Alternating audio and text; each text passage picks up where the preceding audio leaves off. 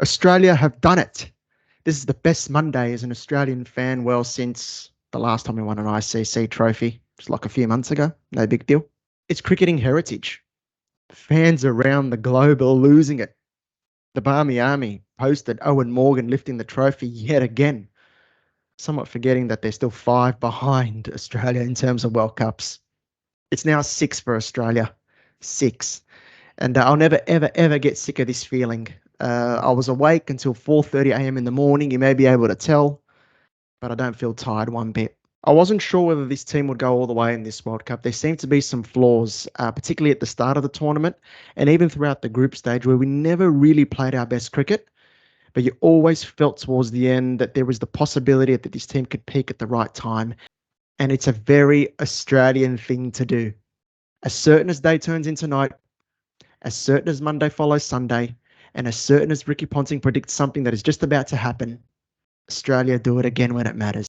Now, for me, I've witnessed 4 World Cup victories in one-day cricket since 2003. I was a bit young for 1999. This one is without a doubt the sweetest of the lot. Without trying to sound too arrogant, there was a sense of inevitability about 2003 and 2007 in particular. And also in 2015, I thought we were very heavy favourites given we were playing at home and all very strong then as well. This one, you're away from home. You've had a massive year with the test tours of India and England, tours of South Africa, all the injuries we were facing before the tournament. We must remember that as well. The 2 losses at the start.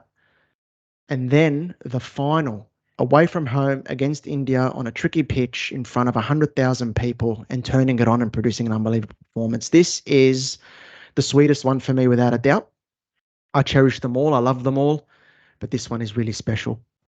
Travis Head won man of the match, and I'll get to him shortly, but I want to really touch on Pat Cummins and give him such a massive credit.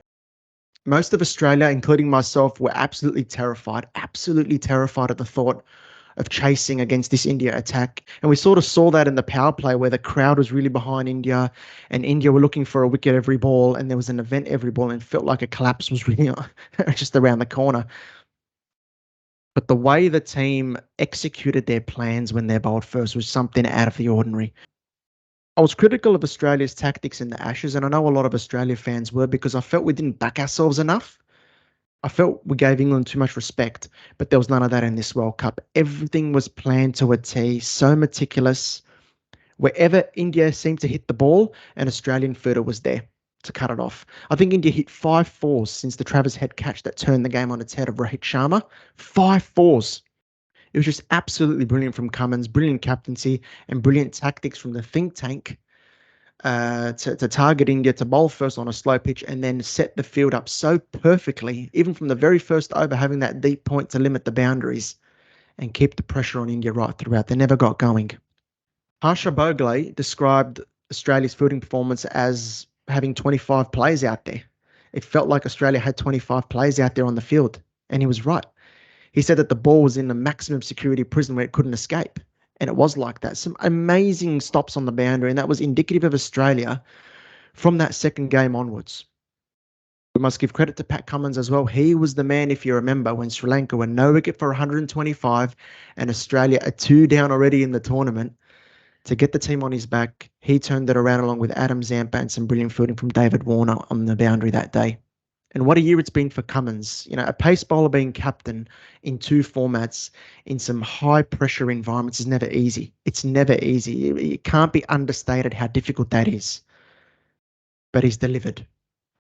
And not only that, the loss that he suffered in his personal life with the passing of his mother, that is tough for anyone to deal with. And I'm sure she'd be very proud of him and what he's achieving at the moment. But truth be told, things didn't look great when Rohit Sharma was going off and India were 1 down for 80 at the end of 10 overs. It was almost the case of how many India going to get from here. But that Travis Head catch, that is what Australia represent in knockout cricket.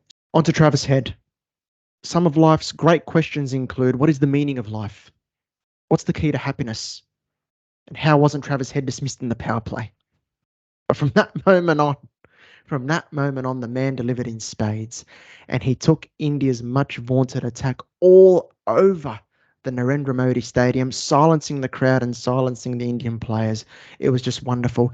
When we talk about decision making from Australia in this World Cup, one decision that deserves so much credit was sticking with Travis Head in the squad, even when he missed the first half of the tournament with the broken hand. The team recognised just how important he is to the team and that he can deliver in the crunch games. And he ended up winning player of the match in both the semi-final and the final. It just goes to show the value of the guy, how good he is, and also the faith that the selectors and the team management had in him. Add to that, persisting with Marnus Labuschagne over Marcus Stoinis. There was always a worry for Australia about having Steve Smith and Marnus in the same team, but it's not a bad thing in those crunch games where you need some middle order stability. And Marnus provided that in the final. He played a brilliant, calm hand just when we needed it in the final. It's the kind of innings the Tuck Tuck Academy would like to see, 110 off 110 balls for 58 runs, but we're not complaining. For India, they didn't have much going for them. I mean, their one brilliant performer from the day did shed some positives. I mean, this guy was just the passion, intensity, and the execution from this man was, I think, some real good news and something that India can hold to their hearts.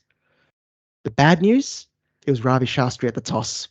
India saved the worst for last, prolonging this crazy drought that they have of not winning an ICC trophy for over 10 years now.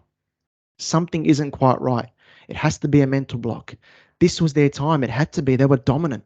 As disappointed as India will be with their batting performance, I will say from an Australian perspective that their most disappointing aspect of their performance wasn't actually the batting, but it was the drop in the body language when Travis Head and Marnus Labuschagne got going in their partnership. I was expecting to see a lot more proactiveness from Rohit Sharma and India to try get a wicket at that stage. Allowed Australia to rotate with ease. There was no slip in place. I thought at times they could bring up a mid-on or a mid-off up to try get Australia to do something different and hit over the top or try get a wicket somehow. Because if Australia just rotate and milk the bowling, they're eventually going to get to the target anyway. You may as well lose trying to get wickets. But I thought India's lack of proactivity, the lack of intensity in the field, and that was reflected in the quietness of the crowd, I thought was the most disappointing aspect from an Indian perspective. For Australia, who cares? We'll revel in this. We'll enjoy this for a while to come. We have some sort of T20 series coming up in a few days, but all is forgiven if we lose that 5-0. It is what it is with the scheduling. This is what counts. India knocked us over in the first game of the tournament. South Africa knocked us over in the next game, but we go on and beat them both when it matters in the knockouts. And that's what's pleasing about this team. It's in our DNA. We know how to deliver in the knockout games. That's what counts. Be sure to subscribe to the channel, like the video, check out the blog as well. The link is in the description and on the screen for more coverage on the World Cup final, which will be coming soon. Peace out. Go the Australians, the daddies of international cricket.